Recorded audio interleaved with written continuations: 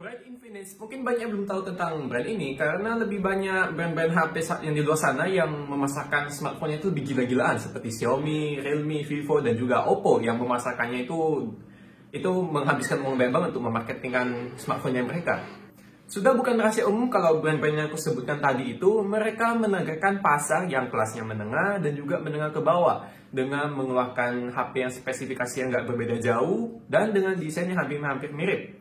Dan pastinya dengan banyak brand yang ada di luar sana, yang diuntungkan pasti customer. Karena dengan banyak brand di luar sana, mereka pasti ingin menangkap hati para customer dengan cara menurunkan harga atau menjual dengan harga smartphone semurah mungkin agar terlihat menarik. Dan saat ini Infinix ini berusaha untuk masuk ke pasar Indonesia dengan mengeluarkan HP smartphone-nya ini dengan spesifikasi yang bisa dibilang hampir mirip dengan Xiaomi Redmi Note 10s. Yaitu untuk nama smartphone ini bernama Infinix Note 10 Pro NFC. Jadi ini sudah mendukung NFC. Dan yang aku pegang saat ini yang berwarna hitam. Dan untuk RAM-nya ini yang sebesar 6GB dan juga untuk memorinya 64GB. Kalau kita lihat sekilas HP ini tuh mirip dengan desainnya Samsung, yaitu simple dan juga elegan dan dengan menggunakan kamera yang modelnya persegi ini. Dari feel-nya ini aku lebih dapatnya ini ke arah Samsung, meskipun aku sudah mencoba yang kayak Realme, Xiaomi, dan juga Vivo. Yang paling mendekati feel-nya Samsung itu masih yang Infinix, meskipun brandnya ini belum begitu terkenal. Tapi secara overall ini mirip dengan Samsung, kalau aku pegang. Dan sewaktu teman-teman membeli HP ini, di dalam boxnya itu teman-teman akan mendapatkan satu buah HP, satu buah adapter, dengan kabel USB-C-nya, dan juga ada buku garansi dan juga buku manualnya. Dan di dalamnya juga kita mendapatkan satu buah pinset dan uniknya di sini kita mendapatkan kartu undangan yang bernama F-Club dalam berbentuk dolar dan juga kita mendapatkan satu buah silicone case. Tapi di HP ini kita belum mendapatkan anti gores yang biasanya terdapat pada Xiaomi ataupun Oppo. Dia sudah memberikan anti gores bawaan. Note 10 Pro NFC ini saat dipegang memiliki kesan yang mewah dan beratnya lumayan terasa berat di tangan. Dan HP ini juga sudah mendukung fingerprint maupun face lock ID. Untuk volume buttonnya ini berada di sisi kanan. Dan kalau kita lihat sekilas, kita bisa ketukar dengan yang ada di sisi kiri. Ini sekilas terlihat seperti volume button, padahal ini adalah SIM dan memory tray-nya. Nah, untuk bagian tray-nya ini kita bisa menggunakan 2 buah nano SIM dan 1 memory card tambahan. Dan di bagian bawahnya kita akan mendapatkan tempat speaker, USB-C, dan juga handphone jack-nya. Nah, untuk kamera depannya ini sudah menggunakan punch hole dan di belakangnya kita akan mendapatkan 4 buah kamera dan 1 buah flash. Infinix Note 10 Pro NFC ini pun memiliki layar yang bisa dibilang cukup besar dengan berukuran 6,95 inch. Secara genggamannya sih tidak ada terasa perbedaan dengan HP lainnya, hanya saja dia terasa lebih panjang. Dan HP ini memiliki resolusi 2460 x 1080 dengan refresh rate 90Hz. Dan saat pertama kali melihat display dari HP ini pun, warna dari HP ini terasa lumayan menonjol. Saat digunakan untuk menonton Netflix pun, layar HP ini terasa kontras dan audionya lumayan kencang dari dua sisi. Meskipun untuk speakernya ini dia menggunakan speaker yang di bagian buat telepon yang di atasnya, tapi masih terasa lumayan kencang dan balance dari sisi kiri maupun sisi kanan. Dan untuk audionya pun saat kita gunakan untuk mendengar lagu, ini terasa sangat kencang dan enak untuk didengar. Dan untuk memorinya ini teman-teman bisa memilih untuk RAM-nya, dia mempunyai 2 opsi dengan 6GB atau 8GB.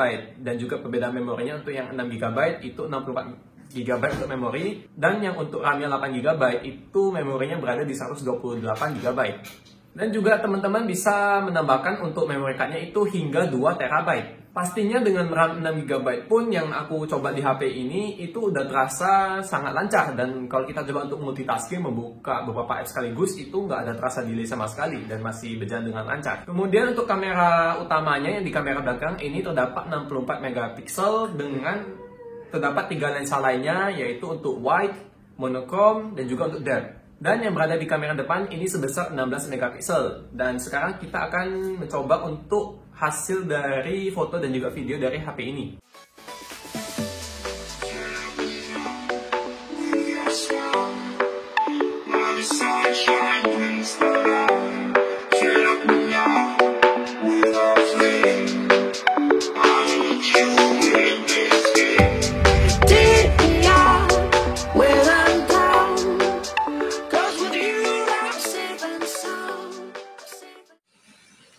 Oke, ini adalah adalah pengetesan untuk kamera depannya. Ini aku merekamnya di sekitar setengah 5, jam 5 ini. Ini dia kalau secara kamera depannya sih lumayan cerah sih kalau kelihatannya. Cuma nanti kita harus lihat hasilnya setelah kita masukin ke dalam komputer biar bisa kelihatan lebih jelas hasilnya seperti apa. Tapi so far ini lumayan bagus sih kalau kulihat. Kemudian kita akan coba untuk pengetesan kamera belakangnya. Oke, sekarang ini adalah kamera belakangnya. Nah, kita coba gerak pelan-pelan. Untuk hasilnya sih lumayan oke ya untuk videonya. Hanya saja untuk beberapa kondisi seperti keadaan gelap gitu, dia nangkepnya nggak gitu bagus. Dia nggak bisa gitu menyesuaikan antara gelap dan terangnya. Tapi secara kualitas overall oke sih ini. Dia adjustmentnya agak pelan ini. Tapi overall oke kok. Nggak jelek-jelek banget. Dan balance-nya ini juga stabilizer-nya masih oke. Ini coba kita ke sana. Nah, ini kondisinya terang banget ini. Untuk hasilnya sih harusnya bagus di HP-nya ya. Nanti setelah kita proses ke dalam editing baru kita bisa tahu hasilnya seperti apa. Dan juga kualitas dari audio ini bakal seperti apa. Kalau kayak gini sih kelihatannya bagus. Stabilizer-nya juga oke. Oke, ini untuk pengetesan kamera belakangnya.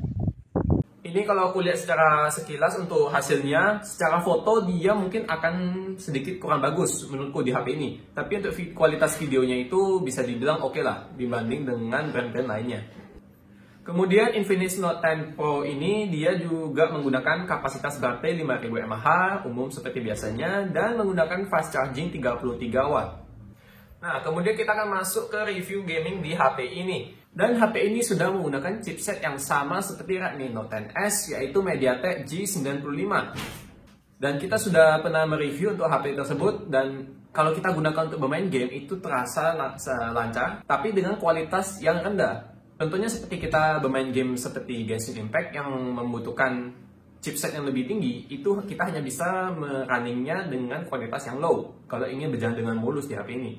Tapi drawback-nya itu untuk saat bermain game Genshin Impact itu terasa resolusinya itu sangat terasa rendah sih. Dia kayak terasa pecah gitu untuk display quality-nya. Dan kalau kita coba untuk bermain game yang sedang booming saat ini yaitu Ragnarok X, game itu bisa berjalan dengan mulus dan juga lancar di HP ini dan tidak ada terasa delay atau lag sama sekali.